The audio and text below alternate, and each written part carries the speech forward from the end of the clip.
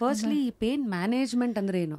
So this is actually pain management ಅಂದರೆ we treat all type of chronic pains, mainly musculoskeletal conditions ಅಂದರೆ joints ಆಗಲಿ, muscles ಆಗಲಿ, tendons or any other soft tissue related conditions we try to treat non surgically, ಅಂದರೆ without surgery with small injections we try to treat. So ಇದರಲ್ಲಿ it may be a just trigger injection or the mostly we follow the platelet rich plasma therapy, regenerative therapies follow ಮಾಡ್ತೀವಿ. And for spine we do epidural injections, radio frequency ablation ಅಂದರೆ ನಾವು ablate ಮಾಡ್ತೀವಿ to reduce the sensitivity. Or ಅಲ್ಲಿಂದ ಏನಾದರೂ ನರ್ವಿಂದ ಒಂದೊಂದು ಸಲ hyper stimulation ಆಗುತ್ತೆ. So to reduce the sensations we do radio frequency ablations for the nerves and epidural injections. ಇನ್ನೊಂದು ಫೇಸಲ್ಲಿ ಅಬ್ನಾರ್ಮಲ್ ಪೈನ್ಸ್ ಇರುತ್ತೆ like trigeminal neuralgia, it's like a suicidal disease ಅಂತ ಹೇಳ್ತಾರೆ. ಅಷ್ಟೊಂದು ಶಾಕಿಂಗ್ ಪೈನ್ ಇರುತ್ತೆ ಫೇಸ್ ಮೇಲೆ. They can't even eat properly, they can't brush properly, ಮಾತಾಡೋವಾಗೂ ನೋವು ಬರುತ್ತೆ. ಅಷ್ಟೊಂದು ಇರಿಟಬಲ್ ಪೈನ್ಗೆ the one solution is surgery. ಒಂದು ನರ ಟಚ್ ಆಗ್ತಾ ಇರುತ್ತೆ ಬ್ರೈನಲ್ಲಿ, ಆ ನರ ಟಚ್ ಆಗಿ ಅವ್ರಿಗೆ ಆ ನರ ಎಲ್ಲೆಲ್ಲಿ ಸಪ್ಲೈ ಆಗುತ್ತೆ ಅದೆಲ್ಲ ಸ್ಟಿಮ್ಯುಲೇಟ್ ಆಗ್ತಾನೆ, ಅದು ಶಾಕ್ ಸೆನ್ಸೇಷನ್ ಹೋಗ್ತಾನೆ ಇರುತ್ತೆ. What we do is radio frequency ablation. ಆ ನರ ಸೆನ್ಸರಿ ಸ್ಟಿಮ್ಯುಲಸ್ನ ನಾವು ಕಮ್ಮಿ ಮಾಡ್ತೀವಿ with a small injection. And ಇನ್ನೊಂದು ಮೈಗ್ರೇನ್ ತುಂಬ ಚೆನ್ನಾಗಿ ಗೊತ್ತು ನಿಮಗೂ, okay you are also suffering. So migraine they will be taking stress for so many years. This is life long disease, ಅಂದರೆ ರಿಲ್ಯಾಪ್ಸಸ್ ರೆಮಿಷನ್ಸ್ ಇರುತ್ತೆ ಬಟ್ ಲೈಫ್ ಲಾಂಗ್. ಇದಕ್ಕೂ Botox injections ಕೊಡ್ತೀವಿ. So there are so many will do, but commonly V try to treat maximum joints ಆಗಲಿ ಇಲ್ಲ spine ಆಗಲಿ or sports injuries ಆಗಲಿ, any injuries we try to regenerate with plasma therapy, platelet rich plasma therapy. First ತುಂಬ ವಿಚಾರಗಳು ಹೇಳಿದ್ರಿ, ಒಂದೊಂದಾಗೆ ನಾನು I want to know. ಉಲ್ಟಾ ಬರ್ತೀನಿ, ಬಿಕಾಸ್ ನನಗೆ ನೀವು ಬೋಟಾಕ್ಸ್ ಇಂಜೆಕ್ಷನ್ ಕೊಡ್ತೀರಾ. Botox is a very beauty cosmetology ಇದಲ್ವಾ?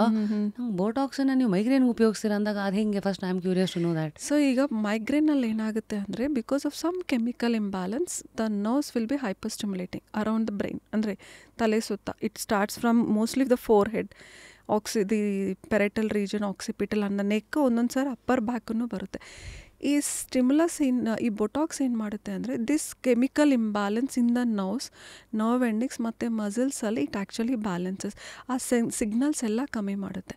So it reduces the severity and also the stimulus from the nerves. ಅದರಿಂದ ನೋವು ಕಮ್ಮಿ ಆಗುತ್ತೆ and frequency of the headaches also will reduce through botox. But it's not like permanent ಮತ್ತೆ ಬರಲ್ಲ ಅಂತ ಹೇಳೋಕ್ಕಾಗಲ್ಲ, but for few years it will reduce. Botox ಅಂದರೆ ಎಲ್ಲಿ ಕೊಡ್ತೀರಾ? ಯಾಕಂದರೆ ಫೇಸ್ ಅಂದರೆ ಇಲ್ಲಿ, ಈ ಮೈಗ್ರೇನ್ ಅಂದರೆ so total will find out. ಒಬ್ಬರು ಪೇಷಂಟ್ಗೆ ಫ್ರಾಂಟಲ್ ರೀಜನ್ ಇರುತ್ತೆ, ಒಬ್ಬೊಬ್ಬರಿಗೆ ಪೆರೈಟಲ್, ಆಕ್ಸಿಪಿಟಲ್, ಟೆಂಪರಲ್ ರೀಜನ್ಸ್ ಇರುತ್ತೆ. So we first point out the trigger points point out ಮಾಡಿಕೊಂಡು ಎಲ್ಲೆಲ್ಲಿ ಜಾಸ್ತಿ ಟ್ರಿಗರ್ ಆಗ್ತಾಯಿದೆ there we just divide and give into ಇಷ್ಟು ಯೂನಿಟ್ಸ್ ಒಂದೊಂದು ಮಸಲ್ಸ್ ಕೊಡ್ತೀವಿ mainly.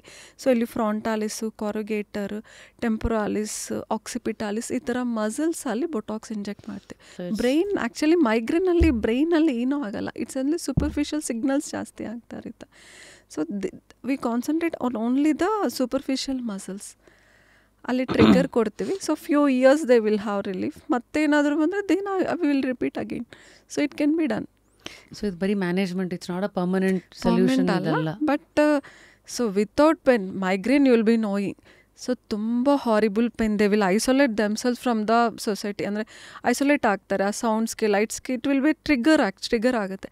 So without pain for years ಇರುತ್ತೆ ಅಂದರೆ definitely they can try. No need to take medications and no need to get, ಅಂದರೆ ಆ ಮೆಡಿಕೇಶನ್ಸಿಂದ ಸೈಡ್ ಎಫೆಕ್ಟ್ಸ್ ಬರೋದು ಈ ಥರ ಏನಿರಲ್ಲ.